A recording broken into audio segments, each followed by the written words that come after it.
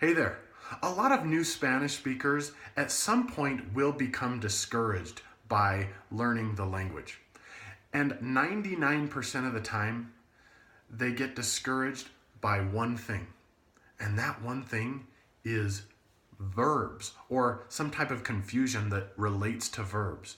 So, without getting into all the details today about how to conjugate verbs, how to use them, all the various tenses and endings, I just want to talk to you and ensure that you have a very good concept or a very good picture in your mind of what verbs are and why they are so important. Because I've been in Spanish classes where the professor or the instructor will just start right into the learning, and that person will expect that you know exactly what a verb is and why they're important. But if you don't start with some foundation or building up of that knowledge and understanding around verbs, a lot of new students get left behind, and that's when the discouragement settles in. So I want to help you avoid that. Okay, so let's talk verbs. Verbs are the foundation of virtually everything we say in the Spanish language, especially for new Spanish speakers who are just starting to learn how to string together sentences and put real communication out in front of people and start communicating with people.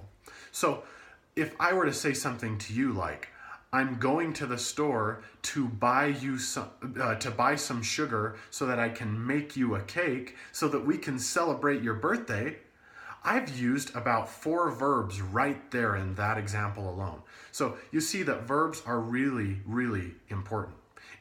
You could look at a verb as the nucleus of an atom. It's so crucial to the atom and its structure and what it represents that it's absolutely important for you to know and understand all about verbs. But again, without going into the detail, we're just going to talk about what they are and why they're important. Another thing that's important is knowing that verbs are simply action words, words that are very easy to visualize. So when I say something like to sleep or to run, it's very easy to visualize somebody sleeping or running. In fact, if I just mention the verb to kick, there's an image that automatically comes to your mind. It's a little different than what comes to my mind and his mind, but an image comes to your mind when I say something like to bake or he bakes. There's an image that comes up right away. So verbs are very easy to visualize. Verbs are done by people and animals and even objects and things. So a chair could rest on the ground. So that's an example of a verb. That's a little more complicated. We won't worry about that too much right now. Again, what's important is that you have a foundation and understand what verbs are and why they are so important. So finally, probably the last thing that you need to know to really help you get a sense for what verbs are is that verbs are very frequently paired with subjects. So they go together.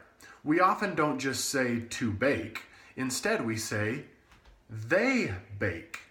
Or we often don't just say to run. We say she runs. So she is the subject, and we pair that with runs, or the verb to run. So does that help you get a little better feel for what a verb is and why it's so important? Now, I will just give you a quick note that in many Spanish, and especially beginner Spanish classes, there are references to what I call vague Spanish verbs. These are the verbs that are a little less easy to visualize. Things like to be, ser, estar, to have, to be able to do something, to go could be a vague verb. So they're a little bit more difficult to visualize. It's hard to visualize to be.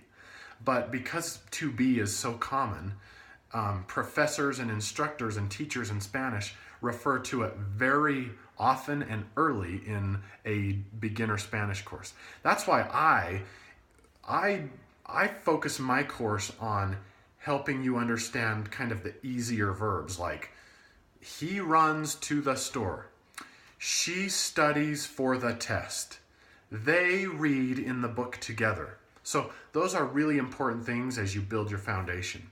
And then we advance from there in later lessons during the beginner course. So I hope that helps you. I've seen a lot of new Spanish speakers get discouraged, and I really wanted to preempt that.